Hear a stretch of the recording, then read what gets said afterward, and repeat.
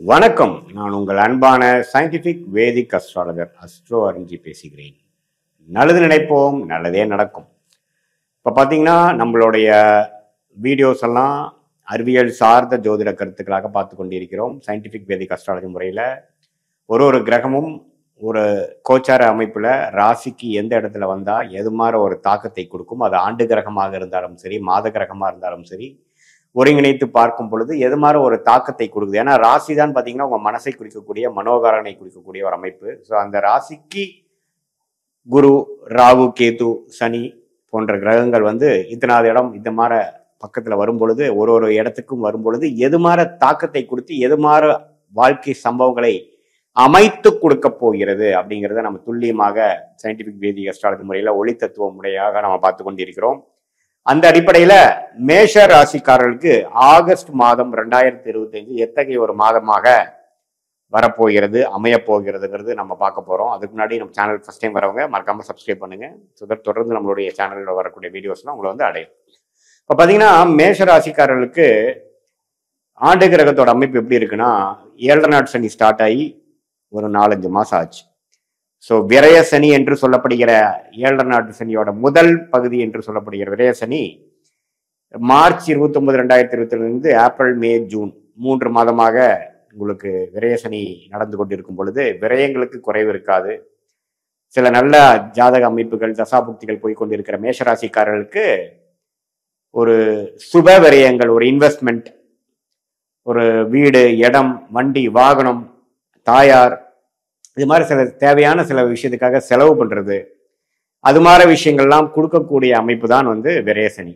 நிறைய பேருக்கு டிராவலிங் கொடுக்கும், அலைச்சல்கள் கொடுக்கும், வீண் விரயங்கள் கொடுக்கும். அது மாதிரி விஷயங்கள் கொடுக்க அமைக்கும். வாழ்க்கையில் அடுத்த கட்ட நடவடிக்கைகளுக்கு நோக்கி நம்ம போறோம்னு அர்த்தம். வரக்கூடிய வருமானம் ஒரு பக்கம் போய் செலவுகளாகவும், அது சுப செலவுகளாகவும் இருக்கலாம், தேவையில்லாத செலவுகளாகவும் இருக்கலாம். ஒரு தசாபுக்திகள் பொறுத்து அப்படி அமையும். அதே சமயத்தில் குரு 3ஆம் இடத்திலிருந்து 7ஆம் இடம் என்று சொல்லப்படுகிற திருமணஸ்தானம், நண்பர்கள் ஸ்தானம், பங்குதாரர் ஸ்தானத்தை பார்க்கிறார். 5ஆம் பார்வையாக பாக்கியஸ்தானத்தை பார்க்கிறார். அதே சமயத்தில் லாபஸ்தானம் என்று சொல்லப்படுகிற 11ஆம் பாவத்தில் இருக்கக்கூடிய ராகுவை பார்க்கிறார்.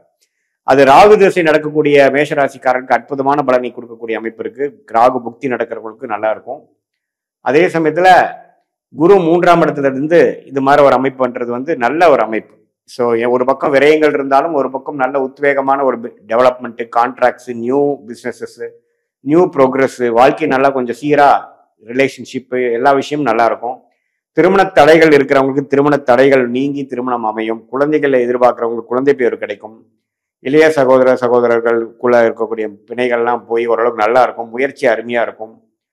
அப்பா மூலமா வரக்கூடிய சொத்து, அப்பாவுக்கு ஒரு அனுகூலங்கள், அப்பா பையனுக்கு, அப்பா பொண்ணுக்கு இருக்கக்கூடிய அமைப்புகள் எல்லாமே ஓரளவுக்கு நல்லா இருக்கும்.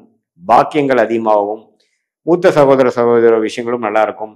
லாபங்கள் பெறக்கூடிய அமைப்புகளா இருக்கும். ஸோ ஓரளவுக்கு குருவின் சஞ்சாரம் அருமையாக இருக்கிறது ஆகஸ்ட் மாதம் 2025. ஸோ எந்த விதத்திலையும் ஆண்டு கிரகத்தின் பயிற்சி ஆகஸ்ட் மாதம் இல்லை, அதனால அதுவும் தப்பு இல்லை.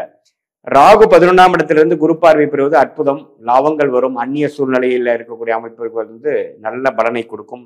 அந்நியர்களால பெனிஃபிட் வரும். வெளிநாடு பிராணங்கள் மிகவும் அருமையாக அமையும். லாபங்கள் இதுவரைக்கும் நீங்க சுப முதலீடுகள் செய்ததுக்கு லாபங்கள் பெறக்கூடிய, எடுக்கக்கூடிய அமைப்பு நல்லா வரும்.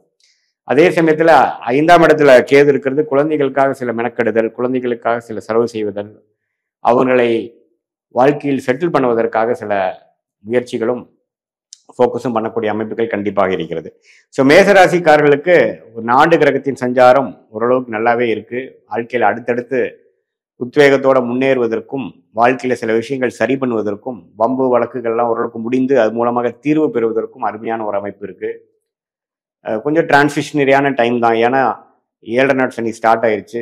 சில விஷயங்கள் இப்போ ஸ்டார்ட் ஆகிறது பார்த்தீங்கன்னா, அடுத்து வரக்கூடிய ஜென்மசனி 2027-28 பீக்குக்கு அது வேற மாதிரி மாறி நல்லாவே வாழ்க்கையில அடுத்த லெவல் ஆஃப் ஸ்டேட்டஸ், அடுத்த லெவல் ஆஃப் ப்ரொஃபைலுக்கு மாறுவதற்கு இப்போ நடக்கக்கூடிய அமைப்பு ஒரு மூல காரணமாக, ஃபவுண்டேஷனாக அமையும். இப்போ மாத கிரகம் என்று சொல்லப்படுகிற ராசி அதிபதி செவ்வாயே பார்த்தீங்கன்னா மாதம் முழுவதுமே 6ஆம் இடத்துல இருக்கார். ஸோ 6ஆம் இடத்துல இருந்து 7ஆம் பார்வையாக, 8ஆம் பார்வையாக ராசியை பார்க்கிறார். அதே சமயத்தில் சனியாலும் கொஞ்சம் பார்க்கப்படுகிறார். ஸோ எப்போ சனியால் பார்க்கப்படுகிற மேஷராசிக்காரர்களோட அதிபதி சனிங்கிறப்போ, செவ்வாய்ங்கிறப்போ கொஞ்சம் ஸ்ட்ரெஸ் இருக்க தான் செய்யும். ஏப்ரலில் சில விஷயங்கள் நீங்க எதிர்பார்க்கறதுக்கு வந்து தீர்வு கிடைக்காமல், ஒரு ஆன்சர் கிடைக்காமல், மதில் மேலே இருக்கக்கூடிய பூனை போல கொஞ்சம் சில விஷயங்கள் கொஞ்சம் இருக்கதான் செய்யும். முழுமையாக உங்களுக்கு ஆகஸ்ட் மாசத்துக்குள்ள முழுவு அடையாது. ஏன்னா சனியின் பார்வை பெறுகிறார் ராசி அதிபதி செவ்வாய். அது 6ஆம் இடம் என்று சொல்லப்படுகிற வம்பு, வழக்கு, ருணச்சத்ரு விஷயங்கள், உடல் உபாதைகள், கொஞ்சம் குடுக்கல் வாங்கல், அது மாதிரி விஷயத்துல கொஞ்சம் கேர்ஃபுல்லா இருக்கணும் அப்படிங்கிறது நம்ம தெரிஞ்சுக்கணும். அதே சமயத்துல சுக்கிரன் சூரியன்லாம் பார்த்தீங்கன்னா ஒரு ஆகஸ்ட் 17 அப்படி தான் சூரியன் பாருங்க 3ஆம் இடத்திலிருந்து 4ஆம் இடத்துக்கு வராரு. ஸோ இடம் சார்ந்த விஷயங்கள், தாயார் சார்ந்த விஷயத்துல ராஜயோகாதிபதி சூரியனே வருவது நல்ல விஷயம். ஸோ ஓரளவுக்கு நல்லா இருக்கு. சுக்கிரனும் பார்த்தீங்கன்னா ஒரு 21ஆம் தேதிக்கு அப்புறம் 4ஆம் இடத்துக்கு வந்து வீடு, இடம், வண்டி, வாகனம், தாயார் போன்ற விஷயத்துல கொஞ்சம் நல்ல பெனிஃபிட்ஸ், கொஞ்சம் ஒரு மாதிரியான பாசிட்டிவான ரிசல்ட்ஸ்லாம் கிடைக்கக்கூடிய அமைப்பு, தொழிலில் கொஞ்சம் மேன்மை அடைகிறதுலாம் பார்த்தீங்கன்னா மாதத்தின் செகண்ட் ஹாஃப் கொஞ்சம் நல்லா இருக்கு. ஸோ அதை நீங்க தெரிஞ்சுக்கணும். புதன் பார்த்தீங்கன்னா அப்படியே தான் 4ஆம் இடத்துலயே அதிகமா இருக்கிறார். மாதத்தின் இறுதியில தான் பார்த்தீங்கன்னா அவர் வந்து கடைசி நாள் தான் வந்து உங்களுக்கு 5ஆம் இடத்துக்கு போறாரு. ஸோ சுக்கிரனின் சஞ்சாரம், சூரியனின் சஞ்சாரம், புதனின் சஞ்சாரம் எல்லாமே ஓரளவுக்கு திருப்தியாக இருக்கிறது. ஸோ இது பொதுவாக பார்த்தீங்கன்னா சில விஷயங்களை எதிர்கொள்ளக்கூடிய ஒரு மாதமாகவும், அதில் செகண்ட் ஹாஃப்ல சில பாசிட்டிவான சில விஷயங்கள் நடக்கிற மாதிரியும், ஃபர்ஸ்ட் ஹாஃப் வந்து கொஞ்சம் கேர்ஃபுல்லாக செலவுகளை கட்டுப்பாட்டுக்கு கொண்டு மாணவர்கள் வந்து கொஞ்சம் கான்சென்ட்ரேஷன்ல வந்து கொஞ்சம் அதிகமாக ஈடுபட்டு படிக்க வேண்டிய அமைப்புகள் தேவைப்படும். ஏன்னா உங்களுக்கு வந்து கொஞ்சம் 7 நாட் சனி வரும் பொழுது கொஞ்சம் சில டிஸ்ட்ராக்ஷனு, சில சில சேஞ்சஸ் இன் யுவர் ப்ரொஃபைல்லாம் கொஞ்சம் வரக்கூடிய அமைப்புகள் ஸ்லோவாக வர ஆரம்பிக்கும்.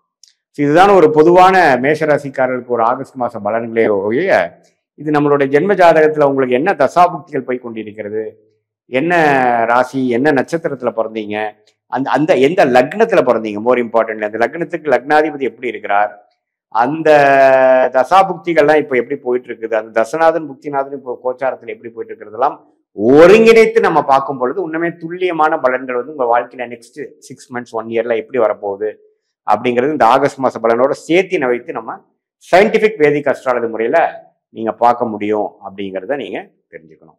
இது வந்து ஒரு பொதுவான மேஷராசிக்காரர்களுக்கு ஆகஸ்ட் மாசம் 2025 இந்த ஆண்டு கிரகம் ஆகிய குரு, சனி, ராகு, கேது, அப்புறம் இந்த மாத கிரகம் ஆகிய செவ்வாய், புதன், சுக்கிரன், சூரியனை வைத்து பார்க்கும் பொழுது எத்தகைய ஒரு தாக்கத்தை, அமைப்பை கொடுக்க போகிறது அப்படிங்கிறத நம்ம வந்து பார்த்தோம். இன்னுமே உங்களோட ஜாதகத்துல வந்து ஸ்தானபலம், திக்பலம், திருக்பலம் எல்லாம் எப்படி இருக்கு, ஒரு கிரகமும் எந்த அளவுக்கு பலம் வாய்ந்ததாக இருக்கிறது, இப்போ என்ன பார தசாபுக்திகள் போய் கொண்டு இருக்கிறது எல்லாம் ஒருங்கிணைத்து பார்க்கும் பொழுது உங்களுடைய next short term and long term எப்படி இருக்கிறது எடுத்து அது மூலமாக நீங்கள் முடிவுகளை எடுத்து வாழ்க்கை பாதையை அது மூலம் அந்த டைரக்ஷன் நீங்க செலுத்தும் பொழுது சமய விரயங்கள், பண விரயங்கள் இல்லாமல் சீக்கிரம் எளிதில் வெற்றி பெற்று வாழ்க்கையில முன்னேற முடியுங்கிறது நான் சொல்லிக்க விரும்புகிறேன். மீண்டும் மற்றொரு காணொலியில் சந்திப்போம். நன்றி, வணக்கம்.